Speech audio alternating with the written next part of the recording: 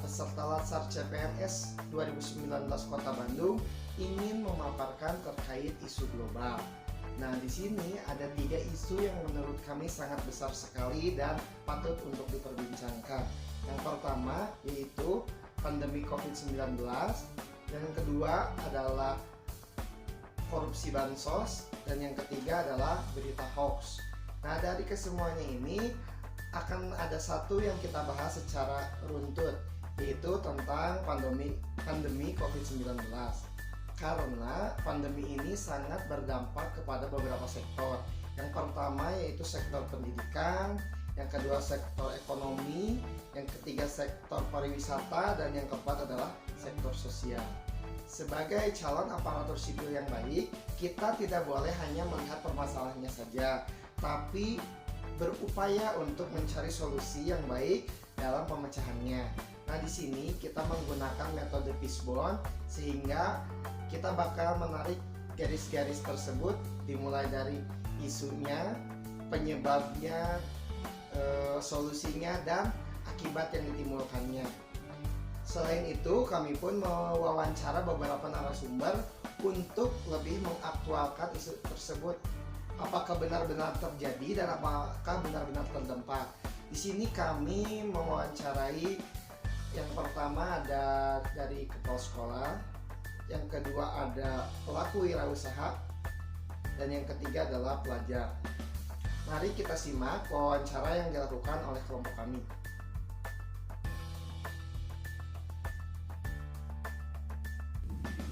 Halo, perkenalkan nama saya Muhammad Insan Kamil, biasa dipanggil Insan. Saat ini saya sedang menjalankan usaha kuliner, lebih spesifiknya pisang goreng berbagai macam varian topping, tahu, berbagai olahan tahu dan tempe, dan dessert. Alamatnya di Kabupaten Bandung, Jalan Raya Majalaya Cicalengka, nomor 462, Kecamatan Paseh, Kabupaten Bandung. Pendapatan sebelum pandemi, kebetulan saya running usaha itu setelah ada pandemi. Jadi memang tidak bisa membandingkan kalau yang sebelum. Tapi kalau pertanyaan ketiga, pendapatan setelah pandemi di awal tahun lalu, di Mei tahun lalu itu mungkin 3 sampai 7 ribu ya, atau 7 juta, 3 sampai 7.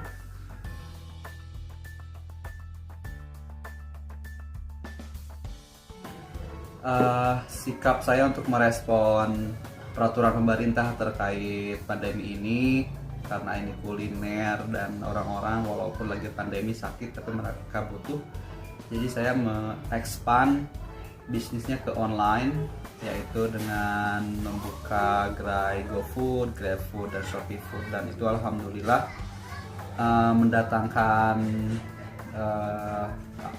efek yang baik gitu untuk bisnis.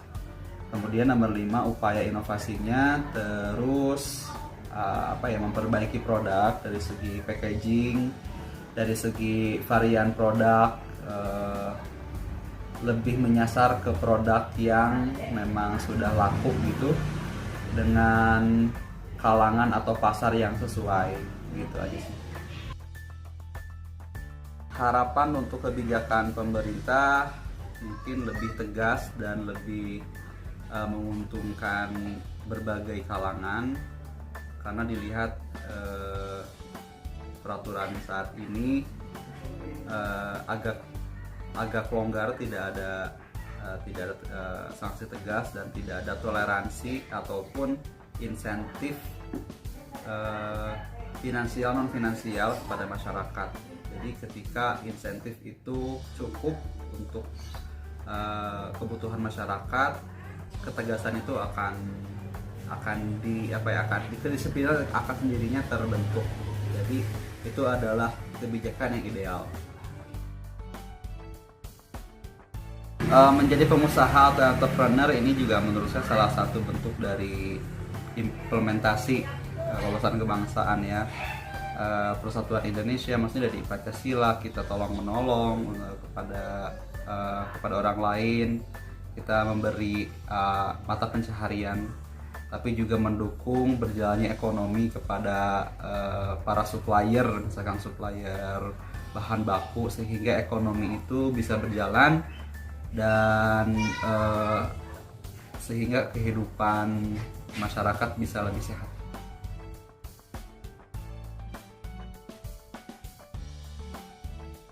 Bismillahirrahmanirrahim. Nama saya Lisnawati SPDM MPD. Alamat di Jalan Sukarasa nomor 10/143E. Jabatan sebagai Kepala Sekolah di SD Pelita, Jalan Citamiang nomor 43 Bandung. Upaya bela negara adalah tugas kita semua. Memastikan api semangat mereka terus menyala dan bisa diwariskan pada generasi yang akan datang.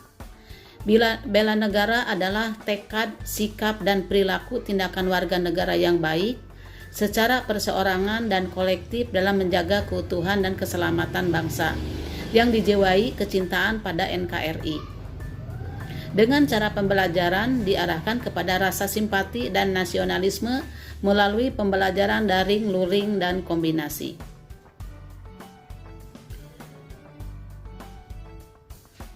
Menyusun kebijakan di tengah pandemi tanpa melupakan visi misi sekolah. Dengan melaksanakan pembelajaran daring, luring, dan kombinasi dengan tetap memperhatikan protokol kesehatan serta merevisi ulang rencana anggaran pendapatan sekolah lebih kepada pemberantasan pandemi COVID-19.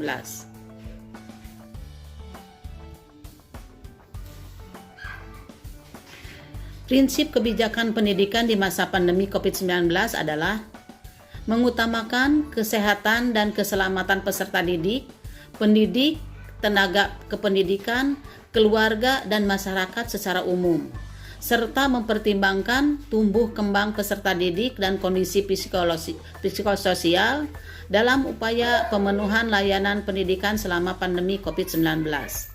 Pemerintah telah mengeluarkan berbagai kebijakan dan inisiatif untuk menghadapi kendala pembelajaran di masa pandemi COVID-19, seperti revisi surat keputusan bersama 4 menteri yang telah diterbitkan pada tanggal 7 Agustus tahun 2020.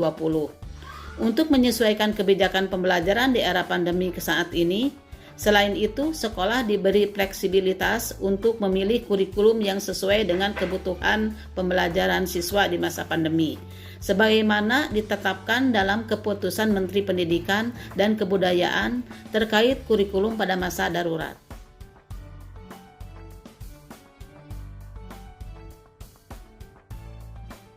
Assalamualaikum warahmatullahi wabarakatuh. Saya Firmawati, saya mahasiswa dari Garut.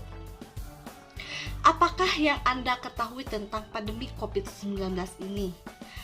Virus yang berasal dari Cina yang saat ini sedang mewabah di semua penjuru dunia termasuk Indonesia. Apa dampak buruk pandemi COVID-19 untuk kamu sebagai seorang pelajar? Jawabannya tuh pandemi ini tuh jelas sangat berdampak buruk untuk semua, khususnya saya sebagai pelajar. Dengan diberlakukannya pembelajaran jarak jauh ini sungguh kurang efisien karena kurang tersampaikannya dengan baik materi pembelajaran serta tidak semua pelajar memiliki fasilitas memadai seperti handphone untuk melakukan pembelajaran jarak jauh ini. Apakah yang kamu lakukan untuk membantu pemerintah dalam mengatasi masalah pandemi COVID-19 ini? Ya, berjaga jarak, selalu menggunakan masker saat keluar rumah, mencuci tangan atau memakai hand sanitizer, dan yang sangat penting itu adalah salah satu mengikuti program pemerintah untuk melakukan vaksinasi untuk memutus rantai penyebaran COVID-19 ini. Apakah pandemi ini sangat mengancam negara kita? Mengapa? Pandemi ini tuh sangat-sangat mengancam, terutama dalam perekonomian dan kesehatan, di mana banyak warga-warga Indonesia yang kehilangan nyawanya karena terserang virus COVID-19 ini. Selain itu juga ada sektor ekonomi, banyak sekali orang-orang yang terancam di PHK dan mengakibatkan angka kemiskinan di Indonesia semakin meningkat.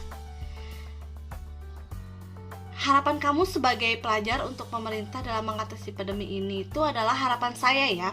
Untuk pemerintah Indonesia dalam mengatasi pandemi ini ialah pemerintah harus lebih tegas lagi dalam segala kebijakan, terutama kebijakan-kebijakan dalam memutus tali rantai penyebaran COVID-19 ini. Analisis dan kesimpulan dari hasil interview para narasumber dari berbagai kalangan adalah sebagai berikut. Wabah COVID-19 telah merubah tatanan kehidupan, salah satunya dalam bidang pendidikan dan juga perekonomian. Banyak orang yang terpapar COVID dikarenakan kurangnya kesadaran masyarakat dalam menjalankan protokol kesehatan, kemudian kualitas pembelajaran menjadi menurun dikarenakan terbatasnya perangkat TIK dan jaringan yang tidak stabil. Selain itu, penghasilan pun menurun dan banyak orang yang kehilangan pekerjaannya. Semua pihak mengupayakan agar segala bidang berjalan sebagaimana mestinya. Contohnya, bidang pendidikan. Pemerintah membuat kebijakan penyelenggaraan pembelajaran selama kondisi darurat. Dan sekolah diberikan fleksibilitas untuk memilih kurikulum yang sesuai dengan kebutuhan peserta didik dengan mempertimbangkan tumbuh kembang baik secara psikologis maupun psikososial. Dan yang terpenting adalah mengutamakan kesehatan, keamanan peserta didik, pendidik dan tenaga kependidikan, keluarga, dan masyarakat umum.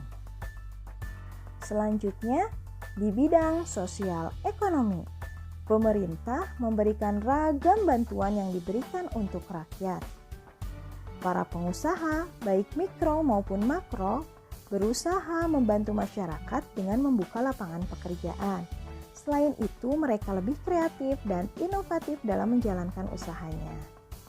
Mereka juga kerjasama dengan para supplier dalam memberikan bahan baku sehingga perekonomian lebih sehat. Sehingga dapat disimpulkan, semua pihak memiliki cara pandang yang berbeda dalam mengatasi pandemi ini.